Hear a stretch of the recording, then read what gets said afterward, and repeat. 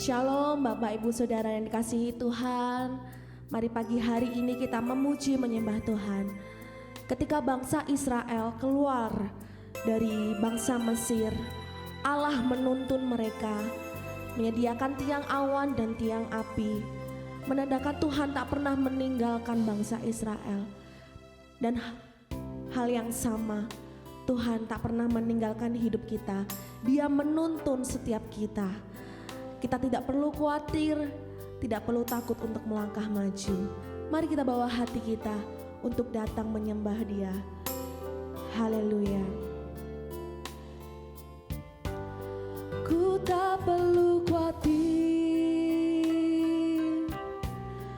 terhadap apapun. Tangan-Mu yang penuh kasih menopangku tanpa henti. Ku tak perlu takut untuk melangkah maju. Hadirat-Mu yang berkuasa menjagaku senantiasa, seperti tiang awan yang meneduhkan dari terik siang.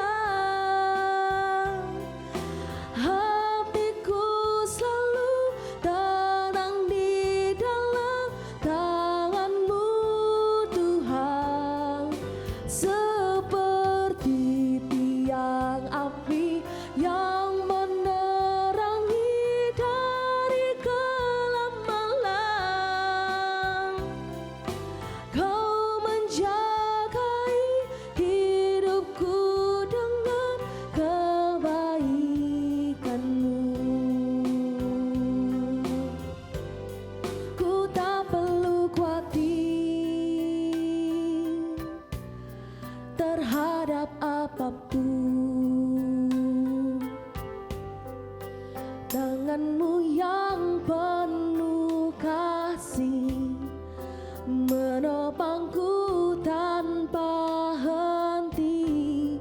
Ku tak perlu takut untuk melangkah maju. Hadirat-Mu yang berkuasa menjagaku senantiasa, seperti tiang awan yang meneduhkan dari terik siang. Hatiku selalu tenang di dalam tangan-Mu Tuhan, seperti tiang api yang menerangi dari gelap malam.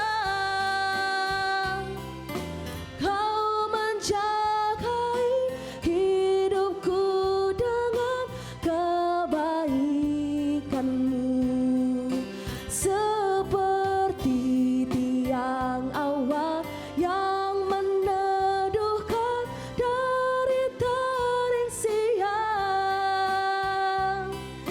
Hatiku selalu tenang di dalam tangan-Mu Tuhan, seperti tiang api yang menerangi dari gelap malam.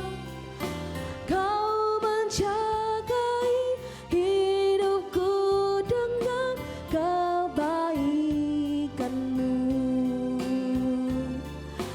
Kau menjagai hidupku dengan kebaikan-Mu.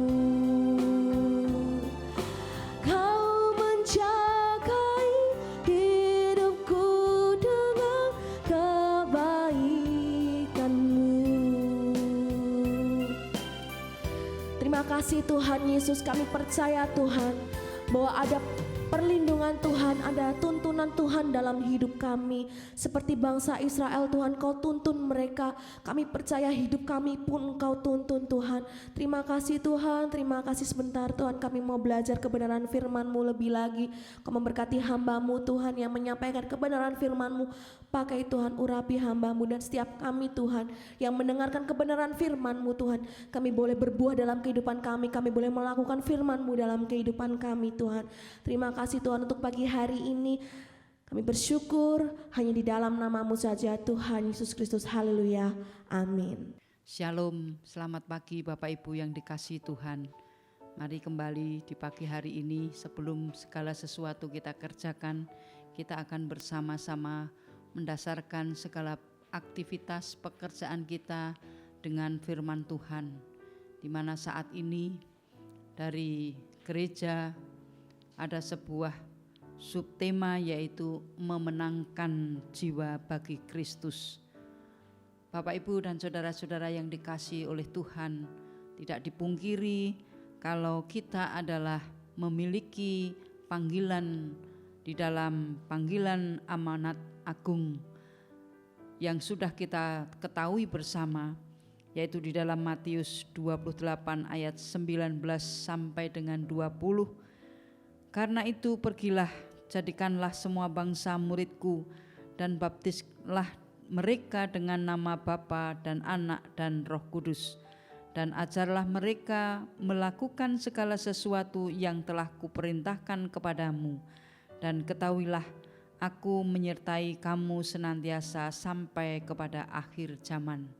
Ini adalah panggilan bagi kita semua selaku orang-orang percaya yang sudah memiliki atau diberi kasih karunia Tuhan dengan penebusan darah Kristus. Bapak Ibu dan saudara-saudara yang dikasihi Tuhan, menanggapi amanat agung ini, bagaimana kita menjadikan diri kita ini sebagai orang-orang yang bisa memenangkan jiwa bagi Kristus. Tentu hal ini kita akan bersama-sama untuk menjadi seorang hamba. Ya, di dalam kita ketahui semua bahwa hamba ini juga berarti yang namanya abdi atau budak, di mana posisi itu adalah posisi yang sangat rendah sebagai pelayan. Tetapi ingatlah bahwa seorang pelayan pekerja ini untuk mendatangkan memenangkan sebuah jiwa yang dipersembahkan untuk Tuhan. Bapak Ibu yang dikasihi Tuhan, bagaimana kita menjadi hamba untuk memenangkan banyak jiwa bagi Kristus.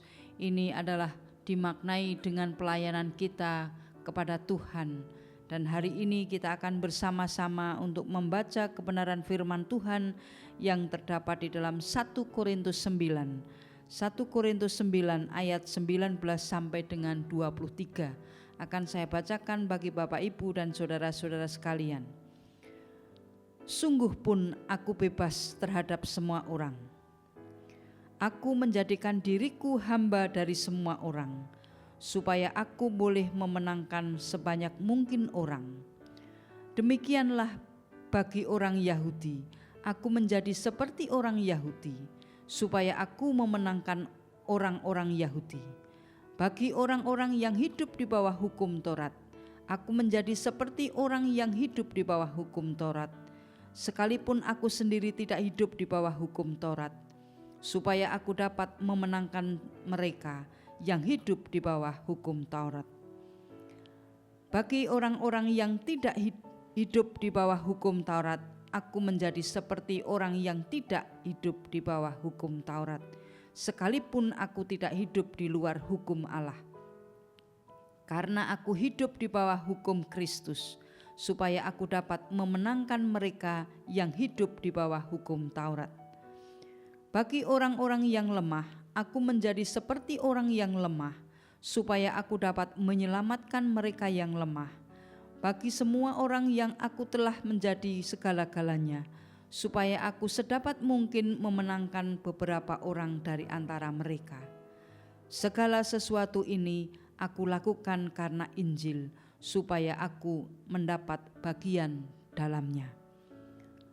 Bapak Ibu dan saudara-saudara yang dikasihi oleh Tuhan, kalau kita membaca dari 1 Korintus 9 ayat 19 sampai dengan 23 ini, banyak hal yang dapat kita petik bagaimana diri kita ini belajar untuk menjadi seorang hamba, seperti yang disampaikan oleh Rasul Paulus, yaitu menjadikan dirinya hamba untuk semua orang agar ia memenangkan banyak orang. Ia menjadikan dirinya seperti orang Yahudi supaya ia dapat memenangkan mereka, menjadi seperti orang yang hidup di bawah hukum Taurat untuk memenangkan mereka, menjadi seperti orang yang tidak hidup di bawah hukum Taurat untuk membawa mereka mengenal Kristus. Dan Bapak Ibu yang dikasihi Tuhan, banyak hal yang kita dapat pelajari dari bacaan hari ini. Yang pertama adalah dari ayat yang ke-19, 1 Korintus 9 ayat 19, sesungguh pun aku bebas terhadap semua orang, aku menjadikan diriku hamba dari semua orang, supaya aku beroleh memenangkan sebanyak mungkin orang. Melalui ayat ini kita diberi pelajaran oleh Rasul Paulus, dan di situ dikatakan bahwa dirinya dalam ini adalah Rasul Paulus, ia adalah orang bebas terhadap semua orang. Justru ia menjadikan dirinya menjadi hamba dari semua orang. Lalu tujuannya apa? Tujuannya tidak lain agar mereka memenangkan banyak orang yang mengikut dia, yaitu mengikut Yesus Kristus Tuhan kita. Memang Rasul Paulus menyatakan bahwa ia menjadikan dirinya sebagai pelayan firman Tuhan bagi banyak orang, supaya orang-orang yang belum mengenal dia kemudian mengenal dia dan percaya, dan akhirnya mereka dibaptis dalam nama Bapa, Anak, dan Roh Kudus. Bapak Ibu yang dikasihi Tuhan, menjadikan dirinya seorang hamba, inilah yang diambil oleh Rasul Paulus yang bisa kita teladani di dalam hidup kita, supaya dapat memenangkan banyak jiwa yang kita persembahkan untuk Kristus.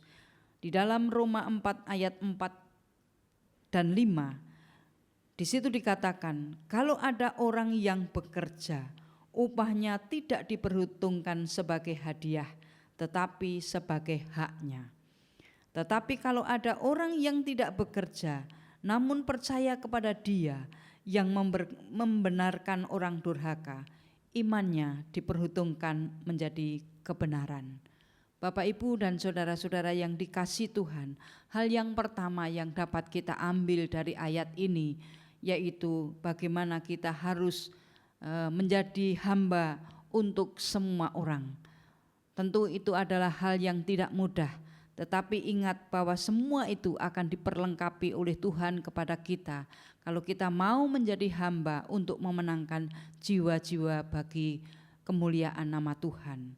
Kemudian di dalam ayat yang ke-20, 1 Korintus 9 ayat yang ke-20, demikianlah bagi orang Yahudi, aku menjadi seperti orang Yahudi, supaya aku memenangkan orang-orang Yahudi. Bagi orang-orang yang hidup di bawah hukum Taurat, aku menjadi seperti yang hidup di bawah hukum Taurat, sekalipun aku sendiri tidak hidup di bawah hukum Taurat, supaya aku dapat memenangkan mereka yang hidup di bawah hukum Taurat. Jelas sekali bahwa di sini dikatakan Rasul Paulus menyatakan bahwa bagi orang Yahudi, maka ia menjadi dirinya layak sebagai orang Yahudi. Mengapa?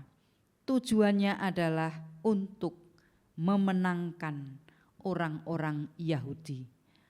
Kalau Rasul Paulus tidak hidup di bawah hukum Taurat, dia harus menjadikan dirinya seperti orang yang berada di bawah hukum Taurat. Tentu ada satu tujuan, yaitu tujuannya adalah untuk memenangkan jiwa-jiwa orang-orang yang berada di bawah hukum Taurat.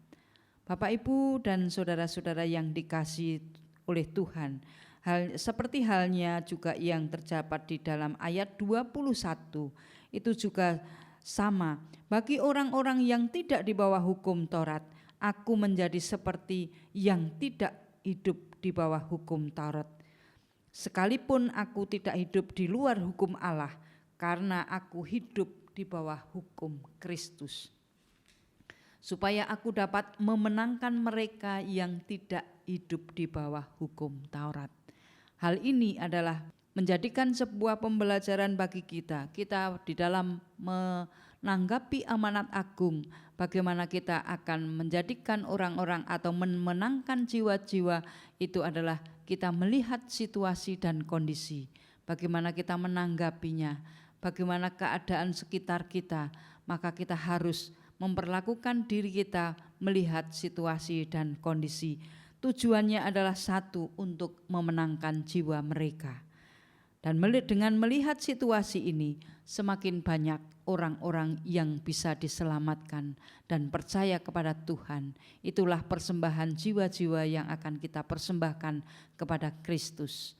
Kemudian hal yang berikutnya, di dalam ayat yang ke-22, di situ dikatakan, bagi orang-orang yang lemah, aku menjadi seperti orang yang lemah, supaya aku dapat menyelamatkan mereka yang lemah. Bagi semua orang aku telah menjadi segala-galanya, supaya aku sedapat mungkin memenangkan beberapa orang dari antara mereka. Ketika kita berada bersama-sama dengan orang-orang yang lemah, maka kita seperti orang yang lemah dengan satu tujuan, yaitu menyelamatkan mereka yang lemah. Bukan berarti kita harus ikut menjadi orang yang lemah, tetapi bagaimana di tengah-tengah orang-orang yang lemah itu kita bisa diterima, menjadikan sebuah penyemangat bagi mereka, karena dengan demikian mereka ada harapan, ada pengharapan melalui kehadiran kita, melalui kehidupan kita, dan akhirnya mereka itu dapat percaya bahwa di dalam hidup kita ada Kristus yang ada di dalam diri kita, sehingga mereka melalui kehidupan kita mereka bisa percaya. Bapak, Ibu, dan saudara-saudara yang dikasihi Tuhan, di dalam Yesaya 41 ayat yang ke-10 dikatakan, jangan takut sebab aku menyertai engkau, jangan bimbang sebab aku ini Allahmu, aku akan meneguhkan, bahkan aku akan menolong engkau, aku akan memegang engkau dengan tangan kananku yang membawa kemenangan.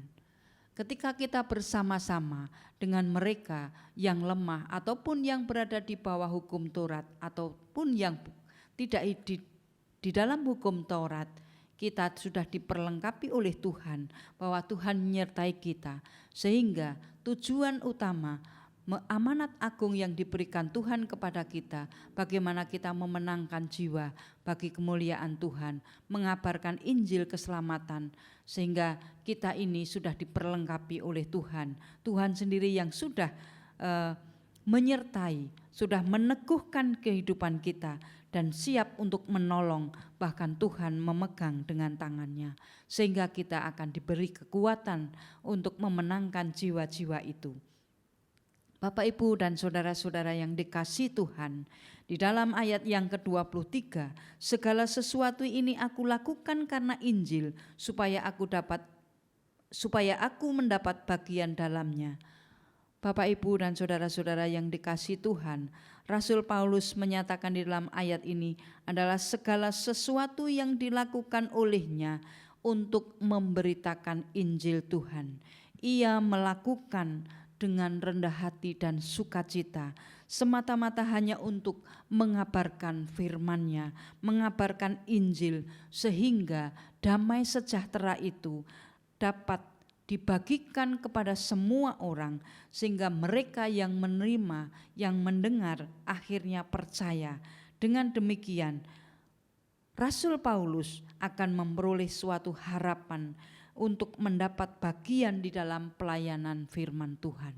Nah, Bapak, Ibu, dan saudara-saudara yang dikasihi Tuhan, ayat ini pun juga sama berkata kepada kita, segala sesuatu ini aku lakukan karena Injil, supaya aku mendapat bagian dalamnya. Bagaimana kita juga meneladani Rasul Paulus untuk mengabarkan Injil, supaya kita ini juga mendapatkan bagian, yaitu kemuliaan di dalam Tuhan. Di dalam 2 Korintus 1 ayat 3 sampai dengan 4. Terpujilah Allah, Bapa Tuhan kita Yesus Kristus, Bapa yang penuh belas kasihan dan Allah sumber segala penghiburan, yang menghibur kami dalam segala penderitaan kami, sehingga kami sanggup menghibur mereka yang berada dalam bermacam-macam penderitaan dan dengan penghiburan yang kami terima sendiri dari Allah. Bapak, Ibu, dan saudara-saudara yang dikasihi Tuhan, apa yang sudah disampaikan oleh Rasul Paulus ini dapat kita teladani, bahwa kita ini